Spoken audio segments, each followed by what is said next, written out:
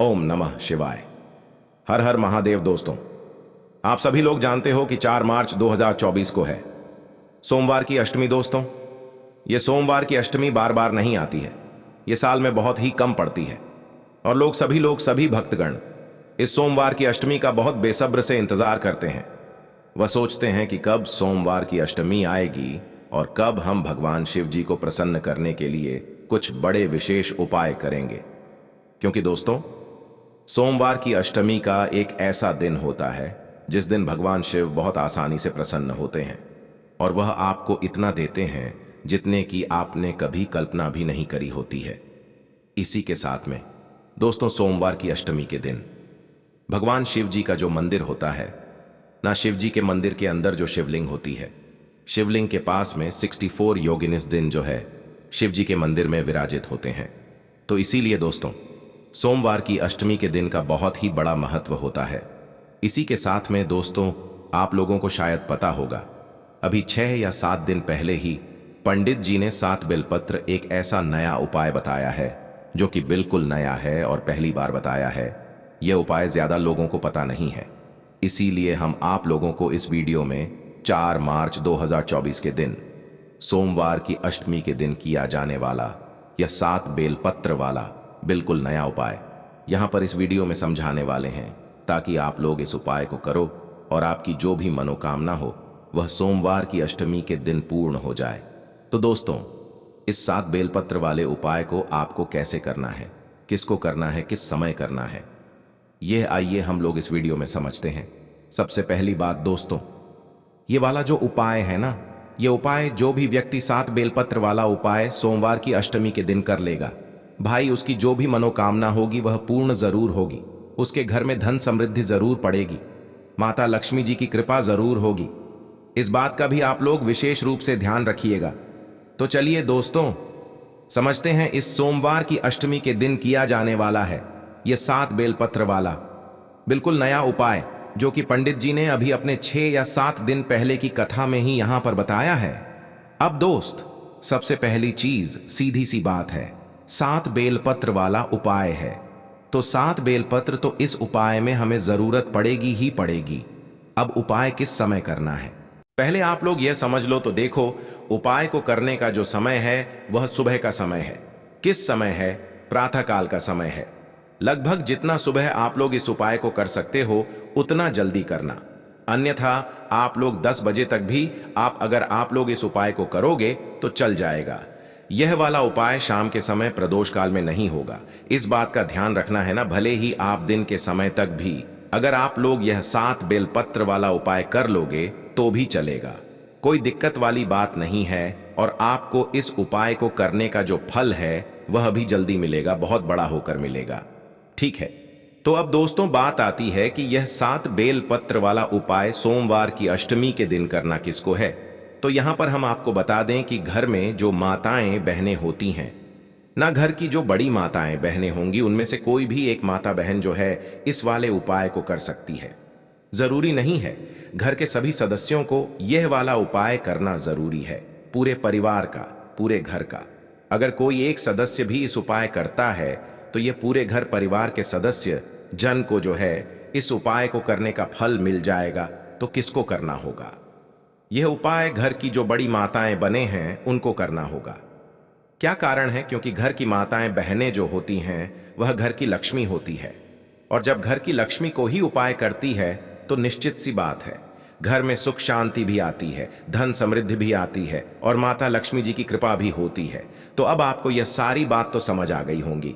अब हम जानते हैं कि इस उपाय को करने के लिए आपको क्या क्या चीजों की आवश्यकता पड़ेगी। तो सबसे पहली बात तो 7 बेलपत्र वाला यह उपाय है सोमवार की अष्टमी के दिन का। सीधी सी बात है, 7 बेलपत्र तो हमें इसमें लगेंगी ही लगेंगी, है ना। अब देखिए, 7 बेलपत्र की आप पहले से यहां पर तैयारी करके रख सकते हैं, क्योंकि एकदम से हो सकता है कि भाई आपको बेलपत्र ना मिले है ना, क्योंकि सोमवार की अष्टमी का दिन रहेगा, सोमवार का दिन रहेगा, तो बेलपत्र आप लोगों को आसानी से कहीं से भी मिल जाएंगी। मतलब आप चाहो तो यह उपाय के साथ बेलपत्र को कहीं से खरीद भी सकते हो, कहीं से तोड़कर भी ला सकते हो, कोई दिक्कत वाली बात नहीं है। अब देखो दोस्तों, यह वाला जो उपाय है, इस उपाय को करते समय शुद्धता का विशेष रूप से ध्यान रखिएगा।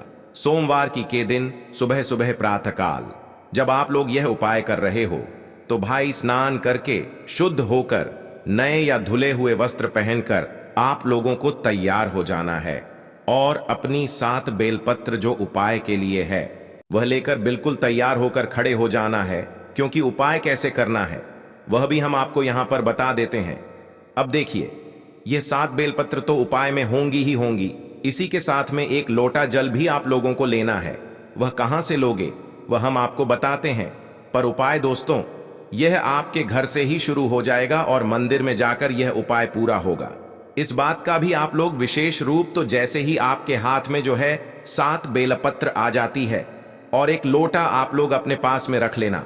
अभी आपको भरना नहीं है, मात्र खाली लोटा रख लेना, ठीक है। तो करना क्या है, आपके पास 7 बेलपत्र है, एक लोटा आपने रख लिया अपने साथ में। अब देखो, ये 7 जो बेलपत्र है, ये 7 बेलपत्र 7 अलग अलग जगहों पर हमें समर्पित करनी है। वह 7 जगह कौन सी है वह हम आपको बताते इसी के साथ में। दोस्तों, जैसा कि हमने आपको अभी बताया कि यह वाला जो उपाय है यह आपके घर से ही शुरू हो जाएगा। तो घर से शुरू कैसे होगा?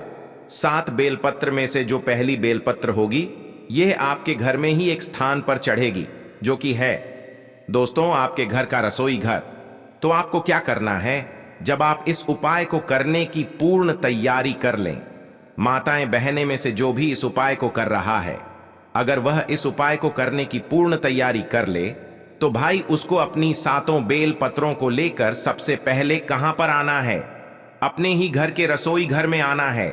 घर के रसोई घर में उस स्थान पर आना है जहां पर माताएं बहनें अपने घर में पीने के पानी वाला स्थान या पीने का पानी रखती हो, चाहे वह आपका आर्य हो, चाहे वह आपकी कुंड हो, चाहे वह आपका मटका हो। जिस मटके में से या जिस स्थान में से आप लोग पीने का पानी लेते हो, जिस गगरे में से लेते हो, उसके पास यहां पर आप लोगों को आ जाना है और इन 7 बेलपत्र में से पहली बेलपत्र निकालना है और पहली बेलपत्र को अपने उसी परिंडे के पास में रख देना है। जिस परिंडे से या जिस गगरे से आप लोग पीने का पानी लेते हो और पीते हो, उस परिंडे के पास में आप लोगों को अपनी पहली बेलपत्र को समर्पित कर देना है। अंदर नहीं डालना है, जल के अंदर नहीं डालना है। उसी गगरे के पास में जहां पर आपका पीने का पानी हुआ है, उसी के पास में एक अच्छी सी जगह देखकर पहली वाली बेलपत्र को आपको वहां पर शिव जी का नाम लेते हुए समर्पित कर देना है। अब जो हमने आपसे बोला था कि एक लोटा आप लोग अभी खाली रखो, उस एक लोटे को जो अभी आपके पास खाली लोटा रखा हुआ है, इस लोटे को आप अपने इसी गगरे में से भर लो, जिस गगरे के पास में अभी आपने जो है इस बेलपत्र को समर्पित किया हुआ है। मतलब कि जहां से आप अपना पीने का पानी भरते हो ना, उसी पानी में से आप लोगों को यह एक लोटा जल अब भर लेना है।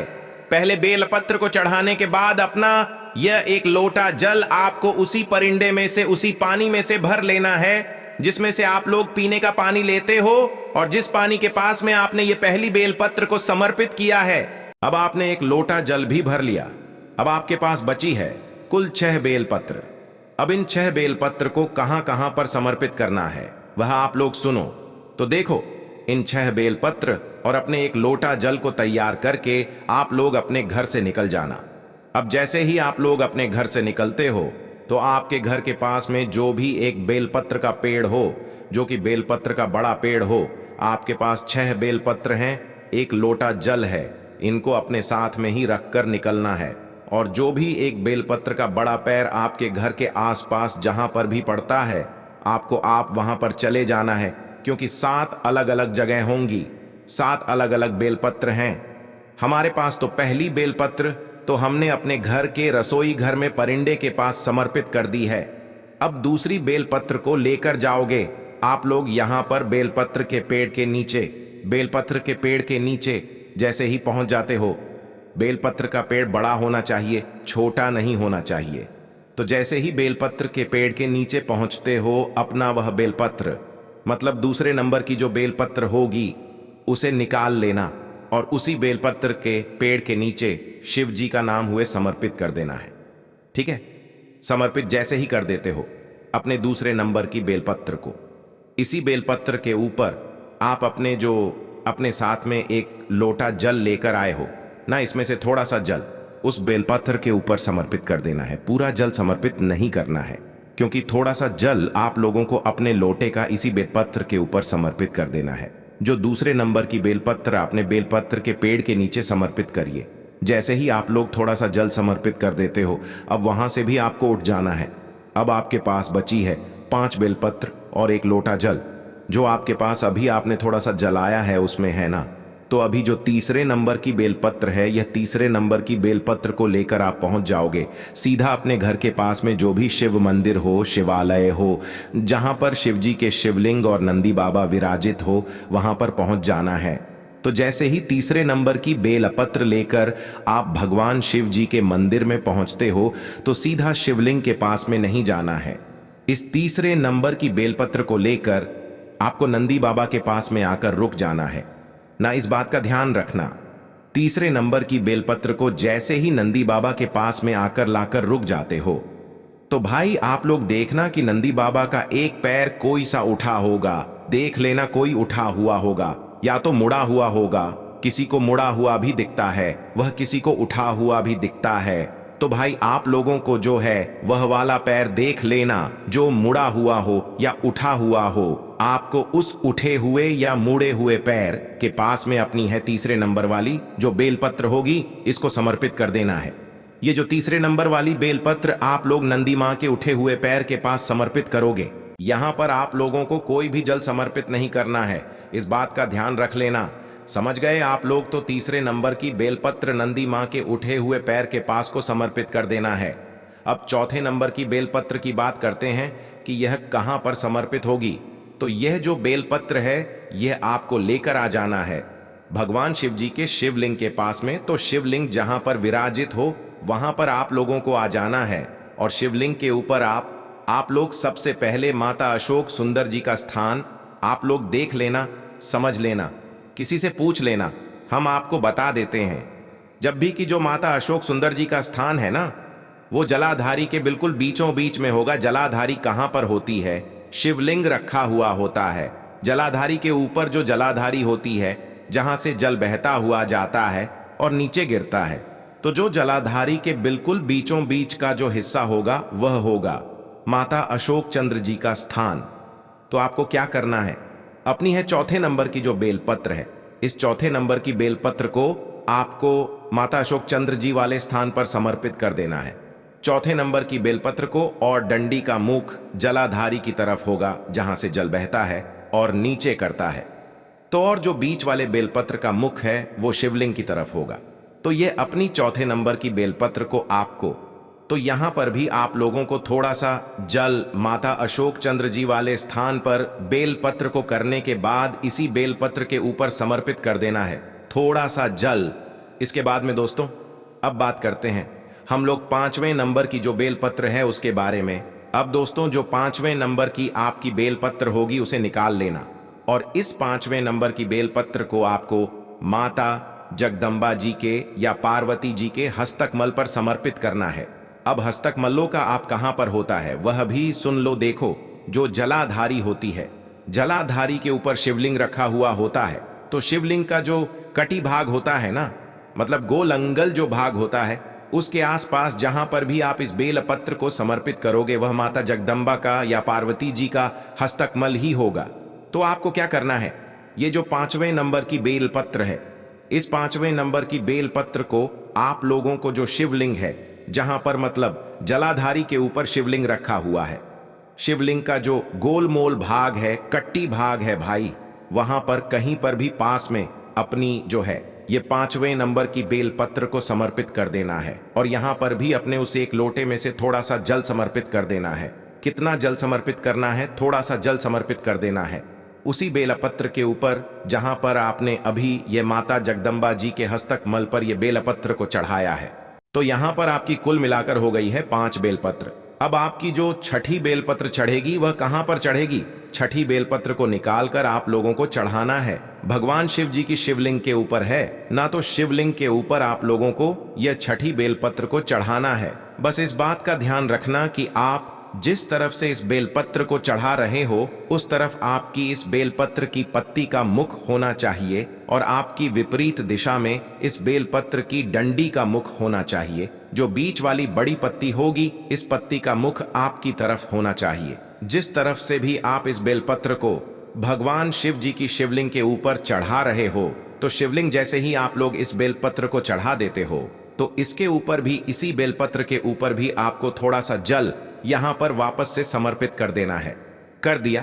क्या आप लोगों ने, अब आपके पास बची है दोस्तों कुल मिलाकर मतलब एक बेलपत्र और 7वीं और आखिरी बेलपत्र। तो आखिरी वाली जो बेलपत्र होगी इसको आपको क्या करना है वह बहुत ही ध्यान से सुन लो। तो देखो 7वीं वाली जो बेलपत्र है ना, इस 7वीं वाली बेलपत्र को आपने देखा होगा कि भगवान शिव जी की शिवलिंग के ऊपर एक पात्र टंगा हुआ होता है जिससे बूंद बूंद करके शिव जी की शिवलिंग के ऊपर जल यहां पर टपकता रहता है, जिसके अंदर शिव जी की 5 बेटियों का स्थान होता है, जया, विशाराम, बारी और देव। तो ये जो 7वें नंबर और आखिरी नंबर की जो बेलपत्र होगी ना, ये मात्र आपको उस पात्र से स्पर्श कराना है, मतलब छुआ है और कुछ भी नहीं करना है, इसको कहीं पर समर्पित नहीं करना है। ये 7वें नंबर की बेलपत्र को, इस 7वें नंबर की बेलपत्र को मात्र आपको शिव जी की शिवलिंग पर टंगे हुए उस पात्र से छुआ है, ना अंदर जल से टच कराना है, मात्र बाहर के बाहरी जो है इस 7वें नंबर की बेलपत्र को छुआ लेना है और भगवान शिव जी का आशीर्वाद समझकर इसे अपने पास वापस रख लेना है। और अब आपके लोटे में जितना भी जल बचा हुआ है वह पूरा जल आप इस जल पात्र के अंदर डाल देना, जो कि शिवलिंग के ऊपर बूंद बूंद करके जल टपकता है ना, उसी पात्र के अंदर अपना पूरा जल समर्पित कर देना। अब जैसे ही आप जल समर्पित कर देते हो उसके बाद में भगवान शिव जी के शिवलिंग के पास में बैठना, अपनी वह मनोकामना आंख बंद करके विनती करके हाथ जोड़कर बोलना।